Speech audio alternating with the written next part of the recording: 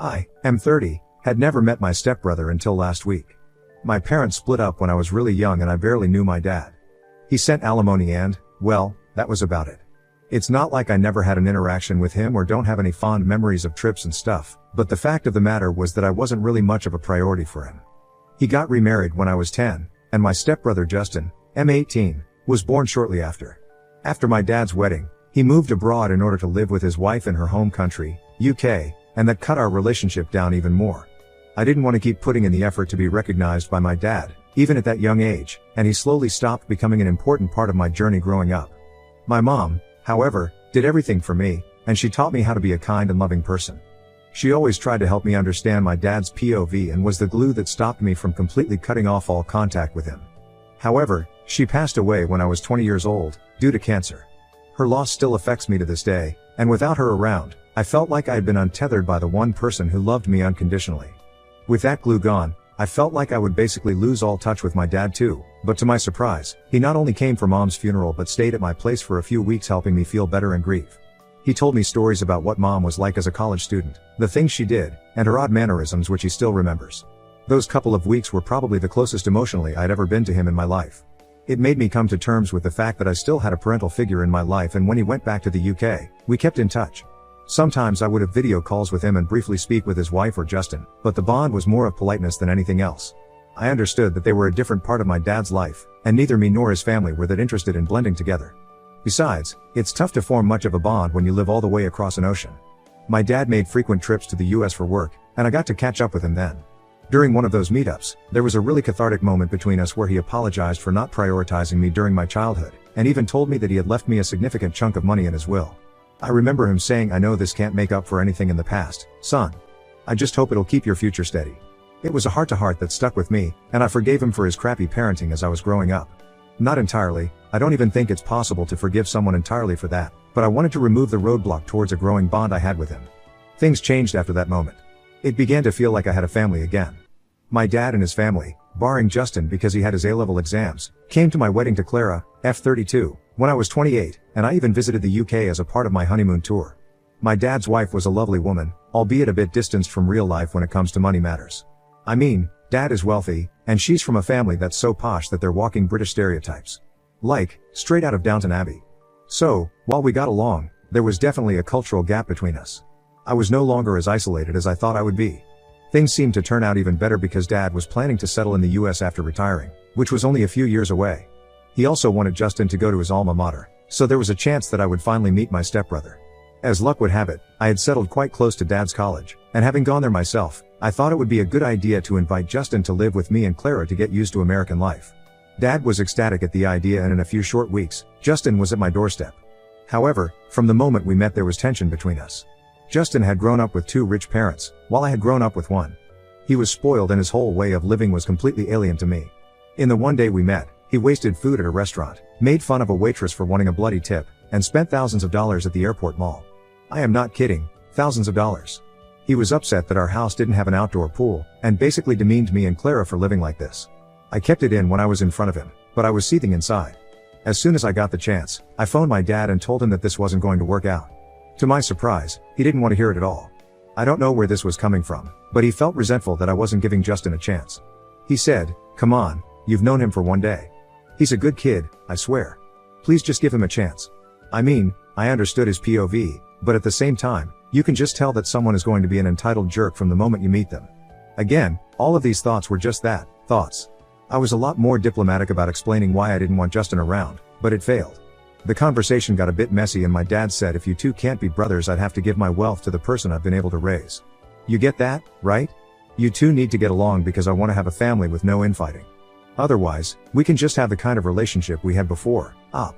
You need to commit not just to me, but to my wife and kid too. That was a low blow emo, but I decided that maybe it would be best to try and keep Justin around for a few more weeks. After that, Dad would also be in the US, and my idiotic stepbrother would be off my hands. Simple enough, right? Wrong. So wrong. The next day, while Clara and I went off to work, Justin was asleep in the guest bedroom. I asked him what his plans were and whether he needed any help with his admission process, but he just said he had jet lag and that he'd just relax all day. When I got home in the evening, the house was a mess. There was a huge party going on at my house because apparently he went out in the afternoon and made friends with some girls he wanted to impress. After buying half of Tiffany's for them, he let them and all their friends have a party at my house. As I was kicking everyone out, Clara came out of the house visibly agitated and told me that some drunk guy had made a pass at her. Not only was my house ruined, but my wife felt unsafe in her own home because of Justin's stupidity. I saw red and told him that he was never allowed back in my house. When he asked, "Come on, where am I supposed to go?" I replied that he best book a damn hotel room. That's when I found out that he had drained the money Dad had given him to get settled into the US. All of it was gone in literally a few days. I couldn't care less, and I told him to figure it out. The next morning, my dad called me and said that he was really disappointed that I let a kid rough it out like that. Apparently, the idiot called his dad and then spent the night at a gas station. I know that he was super entitled, and I'm definitely not going to apologize for going off on him, but was I TA for kicking someone out into a country they're not familiar with? Update 1. So, Dad landed in the US. He booked an early flight and sent Justin some more money so that he could check into a hotel. I wasn't going to budge on letting my stepbrother back into my home, but I did invite my father to my house so we could talk things over. If he was going to be just as stubborn about forcing a bond with Justin though, I was going to tell him that I could care less about his inheritance. We'll see how things go, though. Update 2. Speaking to Dad was quite a roller coaster ride. First off, it wasn't just him who came, it was his wife too, and, to my dismay, Justin as well. I couldn't do much about it and all of us awkwardly sat in the living room. Then, to my surprise, Justin got up and blurted out an apology for his behavior. It was rehearsed and it sounded like a snotty toddler being forced to apologize by his parents, which isn't too far off from reality. My dad then said that he also didn't understand the full extent of Justin's behavior, and after he learned about how he had drained all of his savings by looking through his transaction history, he had a stern talk with Justin. I'm not surprised that this kid gave Dad a very different story than what had gone down, basically saying he lost his money through a scam to which he was a victim, and I wasn't willing to hear him out. I scoffed at that and said, "Dad, I appreciate you making your kid apologize, but it doesn't change how I feel about him. I won't let him stay with me, and nor would I consider him as my family unless he proves that he is genuinely sorry. I do respect you and your wife, but I need time before I can really even think about calling Justin a brother of mine." That changed the tone from apologetic to icy once again, and they left without promising to meet up or fix things. The inheritance wasn't ever brought up again, and I guess that means that Dad still sticks by what he said. Clara thinks that it would be better for me to just pretend to mend bridges with my stepbrother so that my dad feels more secure about his family, and I don't lose the relationship that I've built with him over the years. But I just can't bring myself to do that. Update 3. So, it's been a month since my dad has moved to the US. In that time, we haven't really spoken to each other, and I think Justin has finally moved into a dorm. However, to my surprise, I got a call from my dad's wife, and she had a heart-to-heart with me which she admitted that Justin was spoiled because of her. My dad just wanted me to have a relationship with my stepbrother because he was insecure about bringing together the two different parts of his life. He thought that it was a prerequisite for me and Justin to respect each other in order to stop his family from being fragmented. He had confided in her about these feelings but felt too ashamed to reach out to me. I thanked her for letting me know, and I did tell her that I'd reach out to Dad when I felt ready. I spoke to Dad on call, and it was clear that he missed me, and vice versa. He fully admitted to being an a-hole and blinding himself to Justin's terrible behavior, while also forcing me to live with it. He apologized for threatening me about the inheritance and said that I would receive what I deserved, regardless. I thanked him and reassured him about our relationship and how it isn't compulsory for me to get along with Justin in order to respect his new family. Things seem much better between us now. Now on to the next story. Story 2. My wife stole our daughter's college money to fund her shopping addiction and wants me to take the blame. I've been with my wife Andrea 48F, and my stepdaughter Cassie 17F, for 8 years now. I love them both to death, but Cassie is a very brilliant young woman. Recognizing her potential, me and Andrea decided to put together a college fund for Cassie so she wouldn't be crushed by debt. Over the years, it has amounted to over $200,000. Cassie is aware of this and is banking on it since she's trying to get into the Ivy League. To make a long story short, last week, I found out that almost $170,000 of the money was missing from the account. I freaked the fuck out and asked Andrea if she knew anything about it. She teared up and said that she had been spending the money over the years to fund her spending habit. I was furious, but I had a moment of clarity. I browsed these subs enough to know that an affair was possible, so I asked her if she was having one. She adamantly denied it and offered any proof I needed. Social media accounts, emails, her work phone, everything. She offered to show me the receipts as well. There was nothing that popped out as suspicious, and the math from the receipts added up as well, so I let it go. But we still had the major problem of the money being gone. She described herself as a shopping addict, and the money from Cassie's account was just too tempting not to use. She didn't make excuses, but offered no solutions. As stated before, I was beyond furious. She ruined Cassie's chances at going to college debt-free and has changed the trajectory of her whole life. I had asked her to stay with her sister while I tried to figure this out. Cassie was concerned about why she was leaving, but we just said we needed a little bit of space. I asked Andrea to come back home yesterday and we had an extremely long discussion about how to handle this. She stopped me from talking and asked a favor of me. She asked if I could take the fall for her. For context, her and Cassie don't get along for a variety of reasons, and knowing how independent Cassie is, she will probably leave right after college if not during. In fact, me and Cassie get along very well and she comes to me for a lot of her issues. Andrea fears this will permanently drive Cassie away and she doesn't want to lose her. I told her that before we even talk about that, she needed to acknowledge her mistake and own it. She needed to go to individual therapy, we needed couples counseling, she needed to find a shopaholic support group, and that I would be controlling the finances from now on. She said those terms were steep but fair. I said she needed to tell Cassie what she did, apologize and hope for the best. She refused and said she could never lose Cassie. She said I could survive the mistake, but she couldn't. I told her that in order to even consider me taking the fall, she needs to agree to my terms. I don't know what the hell to do. The last thing I want to do is lie to Cassie, but I don't want Andrea and Cassie to split up forever. And the worst part about this whole thing is that Cassie's life is ruined either way. And I don't know how to replenish the money other than maybe borrowing from my 401k. Reddit, do you have any suggestions? Divorce is always an option, but I love Andrea despite her mistakes, and me dating at age 52 is next to impossible. Edit. After everyone in here knocked some sense into me, I realized I can't lie to Cassie. I love her too much and she deserves the absolute truth, no matter how ugly and hard it is. I will be talking to Andrea and telling her that we need to tell her the truth together as a condition of us staying together, or else I will initiate divorce proceedings and tell Cassie anyway. Also, as someone suggested, I don't need her trying to flip the script on me, so I'll record our interactions going forward. Thanks. Edit 2. I want to thank everyone here for really opening my eyes yesterday. You're all right, I need to put Cassie first, and like I said, I'll be telling the absolute truth. Even if she gets mad at me and disowns me, at least I'll know I did the right thing. In addition, I'm going to pay for her college myself. I can pull money from a couple of places such as my retirement and inheritance, so it'll be okay. If I have to live a little frugally during retirement and work a few extra years, then so be it. Cassie is worth it. I honestly doubt her mother is going to sell her stuff, so that's why I'm taking this route. As for Andrea, I've been criticized for wanting to let Andrea off the hook, so to speak, but it's easy to say when really deep feelings aren't involved. That being said, I don't think I can stay with her. What she did is horrendous and she ruined our daughter's future for her addiction. We had a long discussion late last night and I threatened divorce unless she told Cassie the truth. She begged me not to do this, but I put my foot down, and eventually, she agreed, but only if I agreed not to divorce and I helped to repair their relationship. I likely won't be doing either. She made her bed so she can sleep in it. So if I have to update, I'll probably just make a whole new post. Thanks a lot, guys. Update: my wife stole our daughter's college money to fund her shopping addiction and wants me to take the blame. I want to start this by thanking everyone who replied to me in the original post. You all showed me tough love and I appreciate that. I even appreciate those who were calling me a doormat, because like I said in the previous post, it woke me up. I won't be staying with Andrea. She's lied and manipulated me and Cassie for far too long for me to stay with her.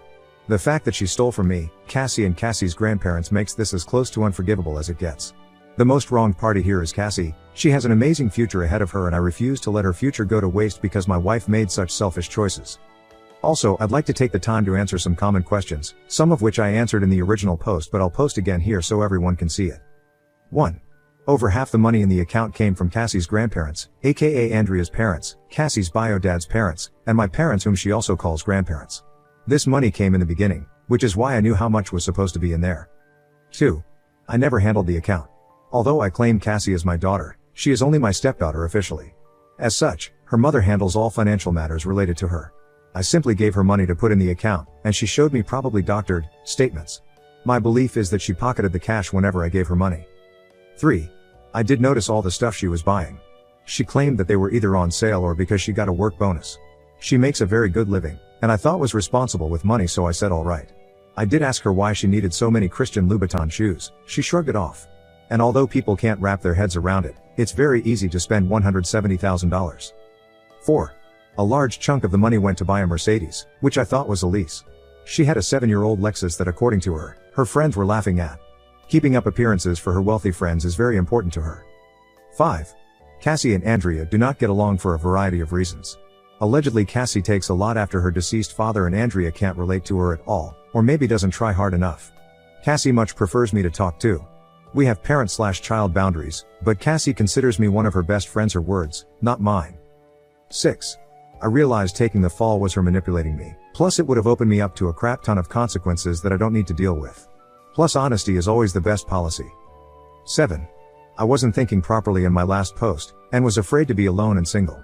I guess I have some issues being alone that I need to address. Plus I really do love Andrea, we connect in a very deep way, but I'm still divorcing her. Oddly enough, a comment that senior homes have chlamydia outbreaks for me laughing and made me realize that I could date again at this age. Plus you guys gave me some very nice compliments, so thank you for those. After my final update on the original post, I talked to Andrea deep into the night. She went back and forth with me on admitting to Cassie what she did. She said that she or even both of us could get loans and take care of the money then. I said she had a problem and she needed to make amends, which was a talking point from here. When I threatened her with divorce, she agreed to tell her so long as I don't divorce her. I guess she's afraid of losing everything. That afternoon we sat Cassie down and told her the facts. She thought we were just kidding at first, but when she realized weren't kidding she got extremely upset.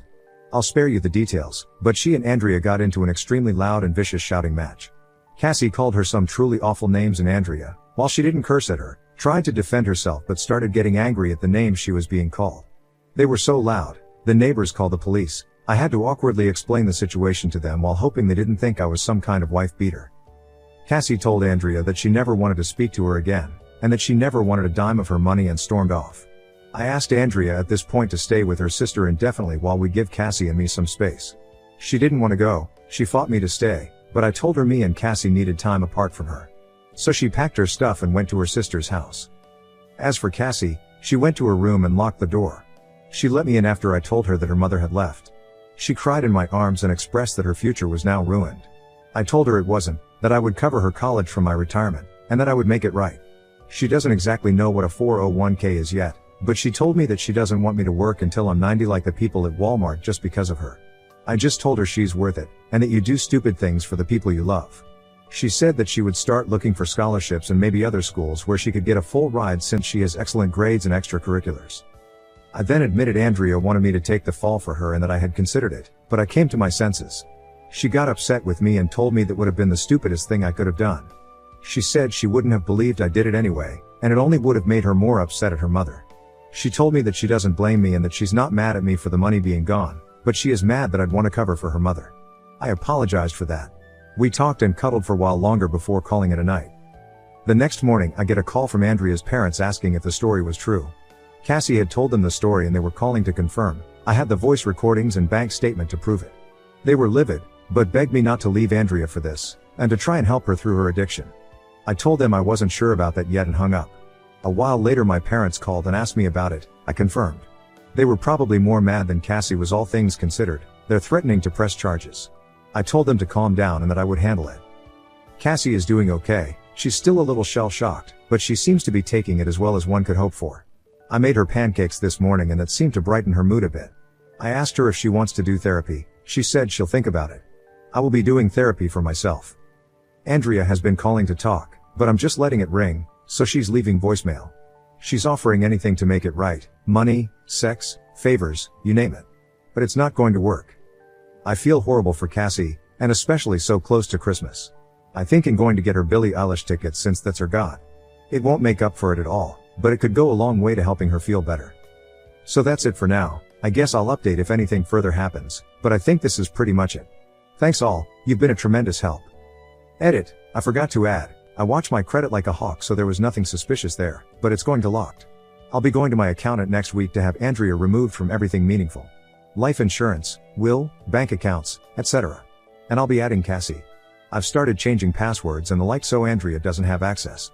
I'm stringing Andrea along with non-divorce until my accounts are secure. Also from what I can tell, Cassie's credit is okay. But I'll be doing a deep scan and locking that as well. Edit 2, fixed a line where I mixed up the names. Edit 3, I can't believe I have to say this, but there's a few people saying it's creepy that I'm cuddling with my daughter. If sitting together with her crying on my shoulder and us talking is considered creepy, then sure, I'm creepy. Leave it to the internet to make things weird, I guess. And no, I don't think I'm some hero. I'm just trying to do the right thing.